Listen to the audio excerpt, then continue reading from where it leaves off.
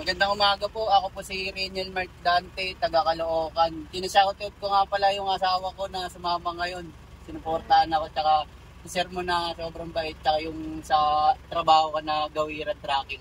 Yun lang po. God O, bless si po. Sir Jan, huwag mo kalimutan. Tsaka yung kumpare kong kumpare ko na nag-ano sa akin dito kay Sir kay paring paring Carlo.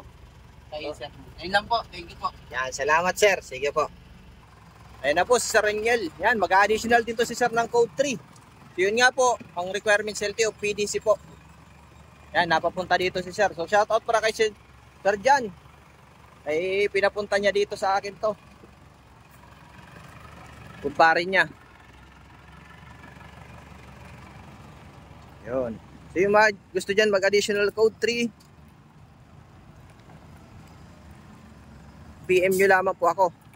Dapat po ang lisensya natin is 4 years ng professional bago tayo mag-code 2. Sila sir, matatagal na. Inakaisang renew na to eh. So, qualified na po yung code nila.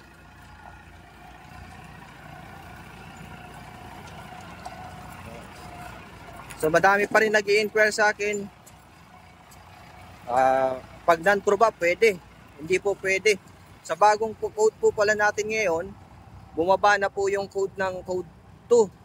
Kung dati 4.5, yun po ay nasa 3.5 na lang po yung pwede mong imaneho.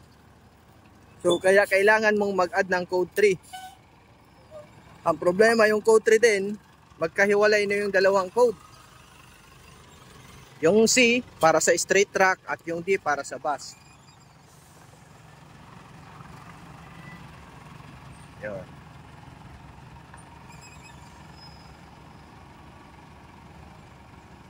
Parking ang gagawin niya ni sir. Kaya kung mag-additional kayo ng code 3, dapat po kung code C ang imamaneho nyo, ay kung mga straight track, code C po ang kunin nyo.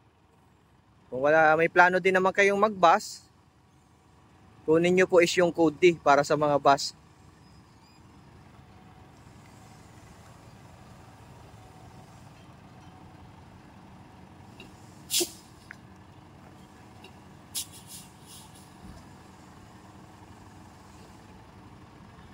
Okay. So, parallel parking naman ang gagawin nito ni sir.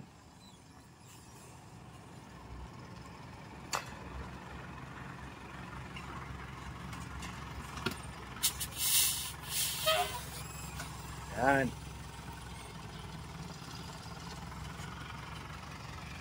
Oh, shout out nga pala kay Sir Jeremy. Dati kong estudyante. Always nakapalo yun. Nakasubaybay lagi sa mga video ko. Yan, tuwid. Kanan, kanan. O, tuwid lang. Atras.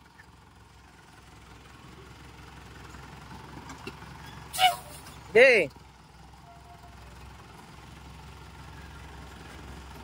Bawi, kanan.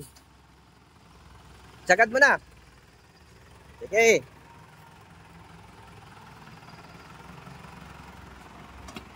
Sige pa, konti. Up, brake. Kaliwa.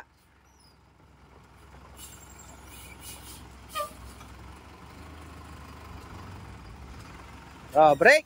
Yan, ayos. Okay na. Yan, sir. Okay na, sir. Thank you po. Yan, pati kay paring Carlo na nag-ano dito. Shoutout sa'yo. Ito po, yung mga gustong mag-additional code 3 at code 8, follow nyo po yung aking page or mag-message po kayo sa Facebook, TikTok at YouTube. Maraming salamat po and God bless po sa inyo lahat.